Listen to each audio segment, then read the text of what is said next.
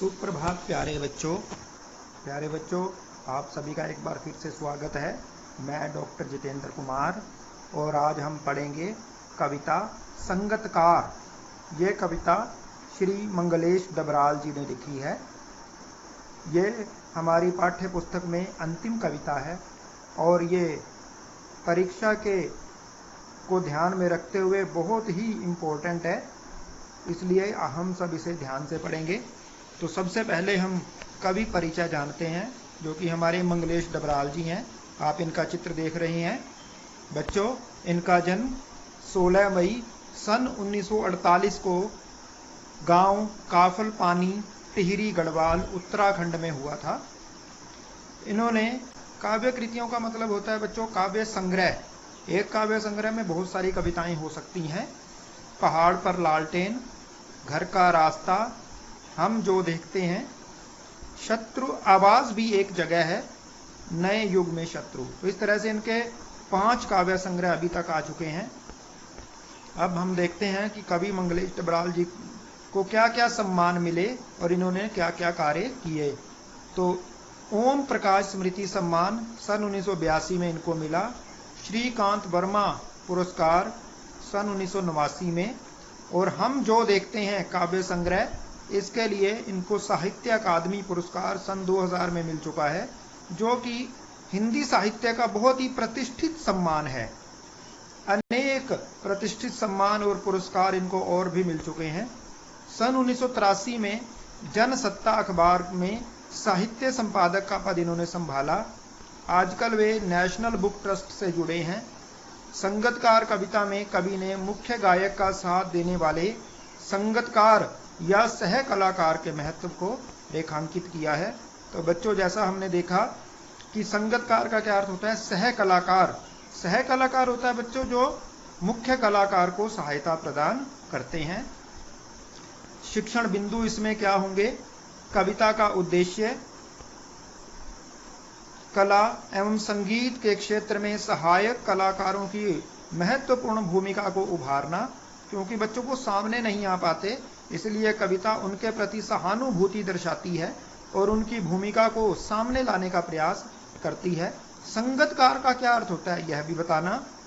गायक, संगतकार के गुणों की व्याख्या करना, संगतकार की विशेषता बताना, संगतकार का प्रेरक रूप में उभरना। और कविता का मूल स्वर क्या है? नर हो न निराश कर मन को। इसका अर्थ है कि हमें अपने मन को निराश करने की आवश्यकता नहीं है, हम जरूर एक दिन सफल होंगे। तो बच्चों, एक चित्र है हमारे सामने कविता को पढ़ने से पहले। इस चित्र को हमने कई बार सरस्वती वंदना में देखा होगा। इस तरह का नृत्य जिसमें एक नृत्यांगना सामने होती है और उसके पीछे कई छिपी हुई होती हैं जिनका चेहरा सामने नहीं आता, परंतु उनका जो नृत्य होता है, जो सामने वाली नृत्यांगना होती है, उनसे बिल्कुल मेल खाता है। और हम ये नहीं कह सकते कि पीछे वाली जो नृत्यांगनाएं हैं उन्होंने सामने वाली नृत्यांगना से कम मेहनत की होगी, कम परिश्रम किया होगा। उनका भी परिश्रम उतना ही लगा होगा, उन्होंने भी उतना ही समय दिया होगा, परंतु वो मेहनत करते हुए भी, इतना परिश्रम करते हुए भी सामने नहीं आ पाई। तो इसका क्या अर्थ है?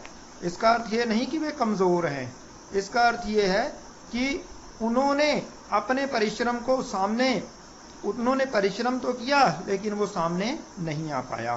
तो ये कवि ये कहता है कि ये इनकी मानवता की निशानी है। इन्होंने मानवता के लिए त्याग किया। यदि वे कह देती कि हम सामने आएंगी, यही क्यों सामने आए, तो वो सरस्वती वंदना का जो नृत्य है वो नहीं हो पाता। इसमें हम देखेंगे कितने हाथ हैं पीछे, 1 2 3 4 और 5वीं आगे। इसका अर्थ है जो 5 पीछे नृत्यांगनाएं हैं वो छिप के अपना काम कर रही हैं, वो सामने नहीं आ पा रही हैं। लेकिन हम ये नहीं कह सकते कि उन्होंने प्रयास नहीं किया, उन्होंने भी उतना ही प्रयास किया जितना पहले वाली नृत्यांगना ने किया। यही इस कविता का मूल स्वर है कि जो पीछे रहने वाले अभिनेता होते हैं, सह कलाकार होते हैं, उनकी भी उतनी ही भूमिका होती है। तो संगतकार कविता गायन में मुख्य गायक का साथ देने वाले संगतकार की भूमिका के महत्व पर विचार करती है। दृश्य माध्यम की प्रस्तुतियों जैसे नाटक, फिल्म, संगीत, नृत्य के बारे में तो यह सही है ही। बच्चों, ये दृश्य माध्यम है क्योंकि हम इन्हें देख सकते हैं। हम समाज और इतिहास में भी ऐसे अनेक प्रसंगों को देख सकते हैं जहां नायक की सफलता में अनेक लोगों ने महत्वपूर्ण भूमिका निभाई। कविता हम में यह संवेदनशीलता विकसित करती है कि उनमें से प्रत्येक का अपना अपना महत्व है और उनका सामने न आना उनकी कमजोरी नहीं, मानवीयता है।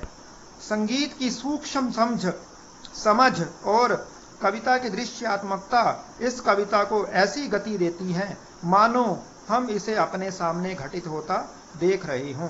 तो प्यारे बच्चों, हम कई जगह देखते हैं, हम किसका नाम याद रखते हैं? सिर्फ नायक का नाम याद रखते हैं, सिर्फ राजा का नाम याद रखते हैं। हम ये जानते हैं से युद्ध लड़ा, परंतु क्या महाराणा प्रताप अकेले थे? नहीं, उनके साथ उनकी 20,000 की सेना भी थी। लेकिन हम कितने सैनिकों का नाम याद रखते हैं? यही काम संगतकार का होता है। तो हम इस कविता को अब आगे पढ़ेंगे। सबसे पहले इसके कुछ शब्दार्थ देख लेते हैं। संगतकार मुख्य गायक के साथ गायन करने वाला या कोई अन्य वाद्य यंत्र बजाने वाला सहायक कलाकार। तान, संगीत में स्वर का विस्तार। नौसिखिया, जिसने अभी सीखना प्रारंभ किया हो। अंतरा, स्थाई या टेक को छोड़कर गीत का चरण। तो बच्चों, जैसा कि हम देखते हैं गीत में एक तो होती है स्थाई, जिसे बार बार दोहराया जाता है, और एक होता है अंतरा, जिसे गीतों के चरण कहा जाता है। जैसे हम कविता में क्या पढ़ते हैं? अलग अलग पद पढ़ते हैं। गरज, ऊंची गंभीर आवाज। जटिल, कठिन, राख जैसा कुछ गिरता हुआ, बुझता हुआ स्वर।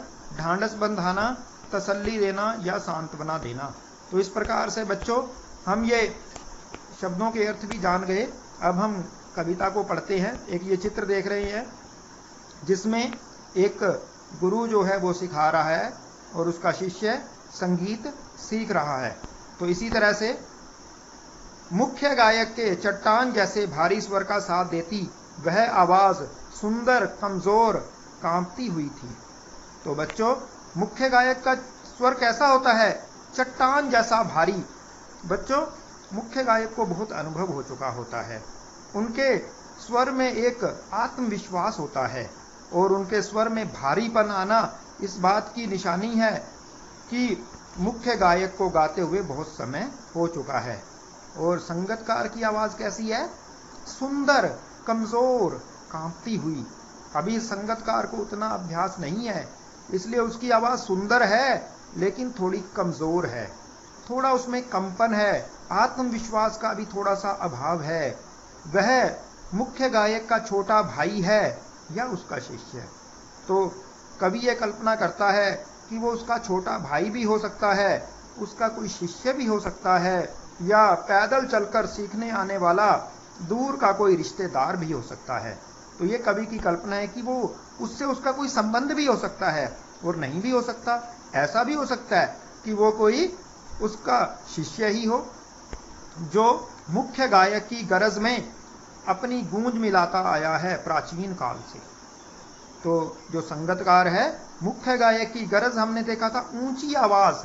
मैंने अभी बताया आपको कि जो मुख्य गायक है वो ऊंची आवाज में गाता है और जो संगतकार है उसके साथ अपनी आवाज मिलाता है। वो उससे अलग नहीं गाता, उसी की आवाज में अपनी गूंज मिलाता है। जैसे हम कहीं एक बहुत ही भारी चट्टान के सामने जोर से बोलें तो आवाज उससे टकराकर हमारे पास वापस आती है।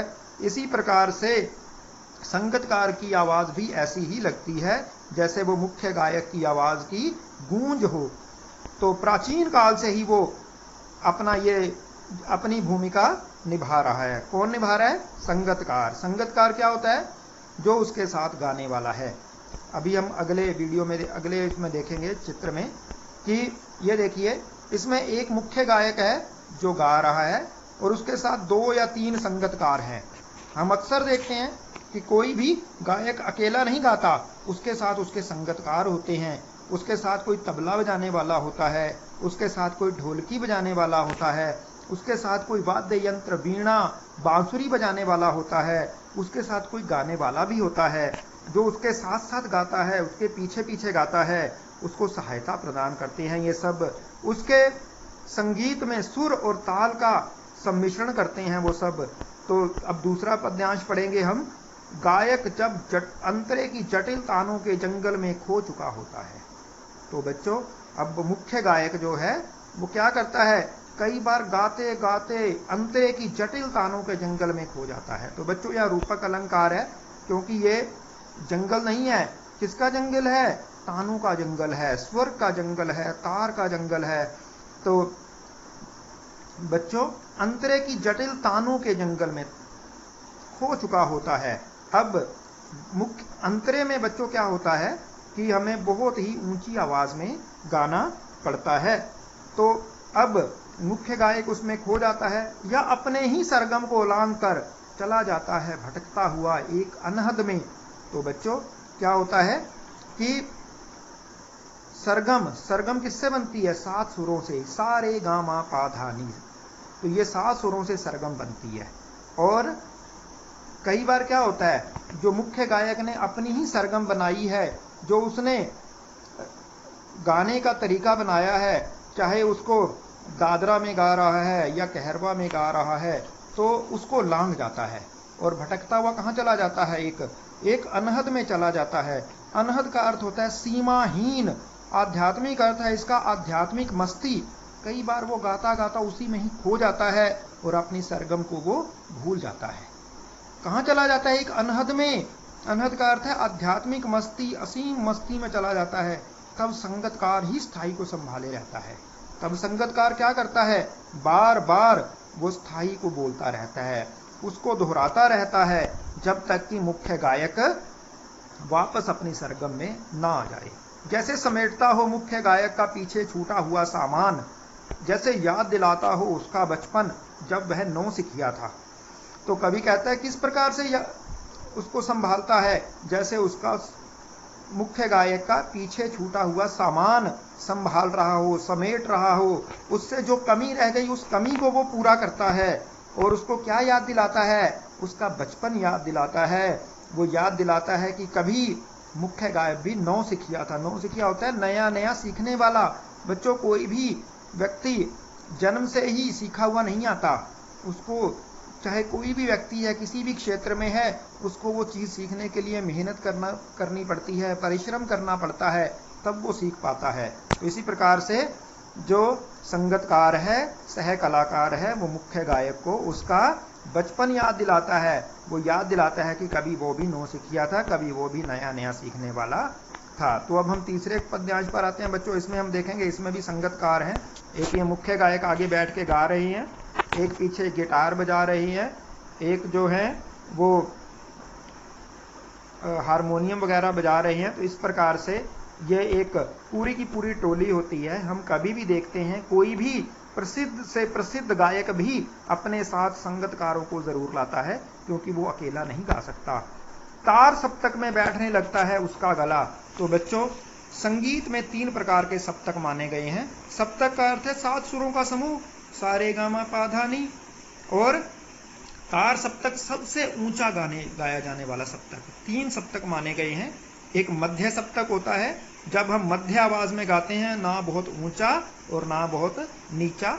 जब हम बहुत ऊंचे स्वर में गाते हैं, अंतरे में जब हम चले जाते हैं, तो हमारी आवाज बहुत ऊंची चली जाती है, क्योंकि हमें तार सप्तक के सुर लेने पड़ते हैं। उसे तार सप्तक बोला जाता है। और एक होता है मंद सप्तक।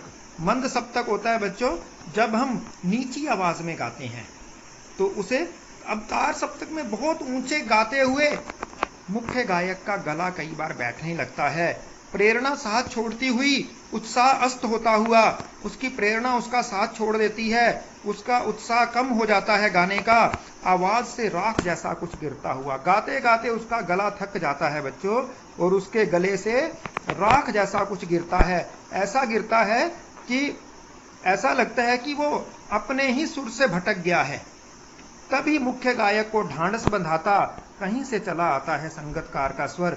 तभी संगतकार उसे सांत्वना देता है, उसे सहायता देता है, उसका साहस बढ़ाता है। वो बताता है कि मैं भी तुम्हारे साथ हूं, वो स्थाई को संभाले रखता है, वो बार बार स्थाई को बोलता है, जिससे कि मुख्य गायक के गले को थोड़ा आराम मिल जाए। कभी कभी वह यूं ही दे देता है उसका साथ, यह बताने के लिए कि वह अकेला नहीं है। कभी कभी संगतकार जो होता है वैसे ही उसका साथ दे देता है। मुख्य गायक गा रहा है और उसके साथ साथ वो गाना शुरू कर देता है।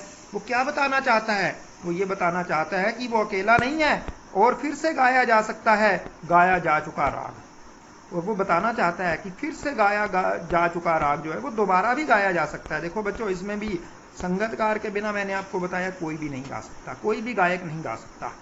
इसमें देखेंगे एक हारमोनियम पर ये मुख्य गायक हैं, एक दूसरी तरफ हारमोनियम पर ही वो संगतकार है, एक तरफ तबला बजा रहे हैं और पीछे दो और उनकी सहायता कर रहे हैं।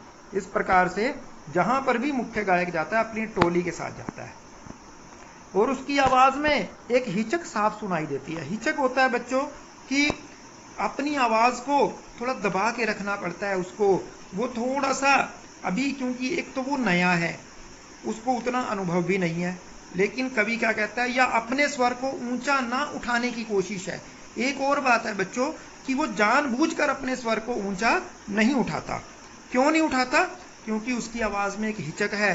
वो मुख्य गायक का सम्मान करता है। उसको पता है यदि मैं मुख्य गायक से ऊंचे स्वर में गाऊंगा तो जो गाने की परंपरा है वो समाप्त हो जाएगी।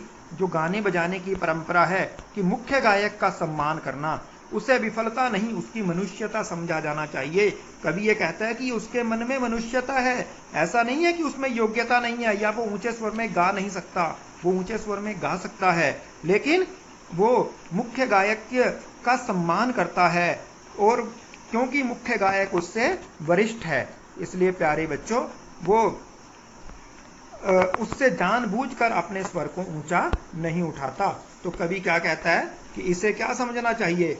इसे उसका सम्मान समझना चाहिए, इससे उसकी मनुष्यता समझना चाहिए। तो बच्चों इसमें काव्य सौंदर्य में देखेंगे, सबसे पहले भाव सौंदर्य में संगतकार की मानवीयता को उभारा गया है कि वह असफल नहीं है, मुख्य कलाकार को सफलता दिलाने में ही उसकी मानवीयता है। भाषा इसकी साहित्यिक खड़ी बोली है, उर्दू शब्दावली है, तद्भव शब्द हैं, तत्सम शब्द हैं। भाषा में प्रवाह है, गति है, सहजता है, सरलता है और संगीत से जुड़े हुए कुछ शब्दों का प्रयोग है। अलंकारों में मैंने आपको बताया कि अंतरे के जटिल तानों के जंगल में रूपक अलंकार है, चट्टान जैसा भारी स्वर, राख जैसा कुछ गिरता हुआ, ये उपमा अलंकार है। पुनरुक्ति प्रकाश अलंकार है कभी कभी, और ऐसे ही इसमें कई जगह अनुप्रास अलंकार भी है। तो प्यारे बच्चों अगले उसमें हम समझेंगे इसके प्रश्न अगली वीडियो में। अभी हम इस भाग में इतना ही है। वीडियो देखने के लिए धन्यवाद। यदि आपको पसंद आए तो ज़रूर इसको लाइक करें, इसको शेयर करें और मेरे चैनल को सब्सक्राइब करें।